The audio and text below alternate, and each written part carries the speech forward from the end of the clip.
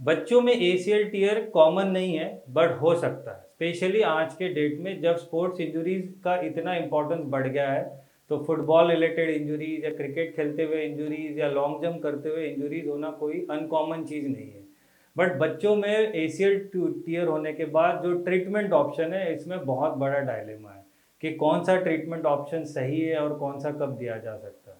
उसका कारण है क्योंकि एसीएल घुटने के अंदर की लिगामेंट है और बच्चों के हाइट जो ग्रो होती है वो नी के आसपास के बोन यानी थाई बोन या लेग बोन के एपिफाइसिस यानी ग्रोथ प्लेट से होती है।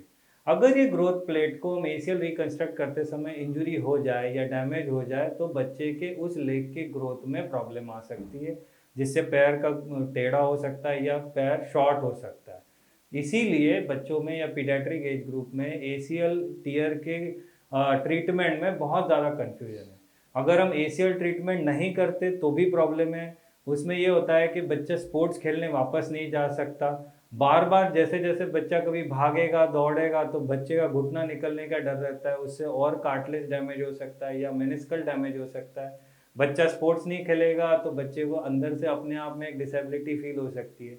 अगर ये सब रोकना है तो उसमें हम क्या क्या कर सकते हैं। इम्पॉर्टेंट चीज़ है कि हम बच्चे को 3 एज ग्रुप में डिवाइड करते हैं, जिसको हम बोलते हैं टैनर स्टेज 1 यानी लड़का 12 साल से कम या लड़की 11 साल से कम।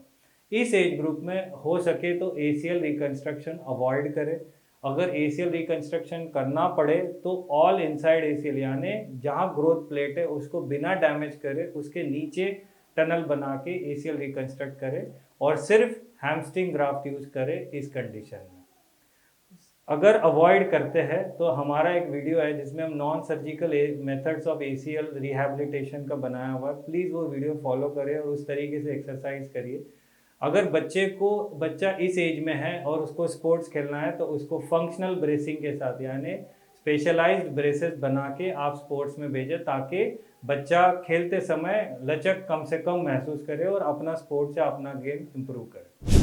दूसरा स्टेज होता है यानी टैना स्टेज 3 एंड 4 यानी मेल चाइल्ड बिटवीन 13 से 16 साल और फीमेल चाइल्ड बिटवीन 11 से 14 या 15 ईयर। इस स्टेज में एसीएल रिकंस्ट्रक्शन हम कर सकते हैं। इसमें हम ग्रोथ प्लेट को क्रॉस करके एसीएल रिकंस्ट्रक्शन कर सकते हैं, बट इसमें हम स्क्रूज नहीं यूज कर सकते।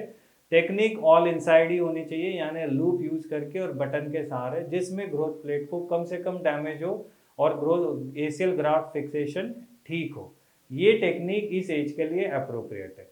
और अगर मेल चाइल्ड टैना स्टेज 5 यानी 16 साल से बड़ा हो या फीमेल चाइल्ड 14-15 साल से बड़ा हो, या इन जनरल हम ऐसे बोल सकते हैं कि जो माँ बाप में जिसकी हाइट ज़्यादा है, अगर बच्चा उस पेरेंट के हाइट तक पहुँच गया हो तो हम एडल्ट में जैसे एसीएल रिकंस्ट्रक्शन करते हैं उसी तरीके से हम बच्चों में भी एसीएल रिकंस्ट्रक्शन कर सकते हैं। या तो आप स्क्रू या बटन यूज करो या बटन दोनों तरफ बटन यूज कर सकते हैं। एक बच्चों में एसीएल रिकंस्ट्रक्शन करना टेक्निकली चैलेंजिंग है। There are few tricks. कम से कम हार्डवेयर यूज होना चाहिए।